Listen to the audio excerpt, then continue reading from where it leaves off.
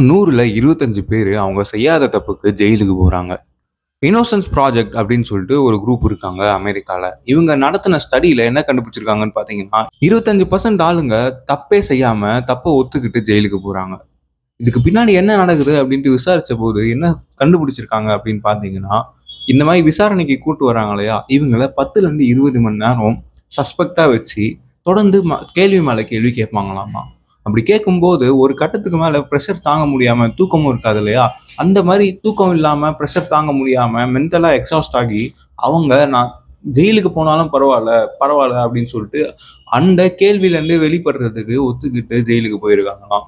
பார்த்தீங்களா? ஒருத்தங்கள மென்டலா நம்ம பிரஷர் பண்ணும்போது, அவங்கள எந்த எக்ஸ்டென்ட்‌க்கு வேணா கொண்டு போலாம் அப்படின்னு சொல்லிட்டு கூட நம்ம இதுலருந்து தெரிஞ்சுக்கலாம்.